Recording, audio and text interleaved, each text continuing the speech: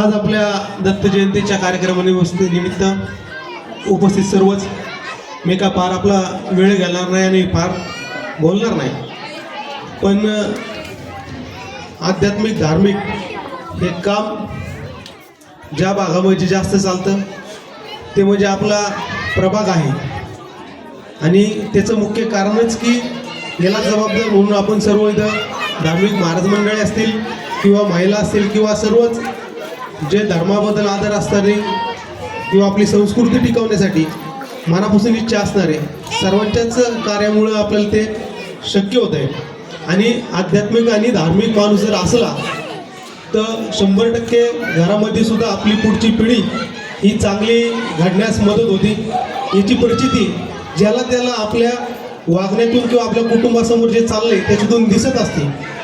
गेल्या अनेक वर्षापासून या भागाचं काम करत असताना नेतृत्व करण्याची संधी आम्हाला दिलेली आहे आणि त्या संधीबद्दल आम्ही विकास कामातून आपला भाग उभा करण्याचा प्रयत्न करत आहोत. आत्ताच मागच्या वर्षी आमदारकीची आत्ता निवडणूक झाली.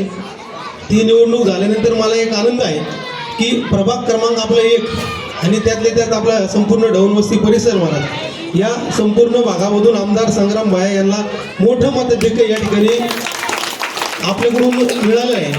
तर मी निश्चित सांगतो की येणाऱ्या काळात आपल्या भागातील रस्ते असतील, ओपन स्पेस असतील किंवा इथं कुठल्याही प्रकारची सुविधा असो, ते कुठल्याही प्रकारची सुविधा किंवा कुठलाही प्रकारचा प्रश्न म्हणजे जर विकास कामाबद्दल जर आपण घेतला, आता इथे यातने आम्हाला बी रस्त्याने ते थोडं गडगड आम्हालाच होते, आम्हाला वाईट वाटतं बघून.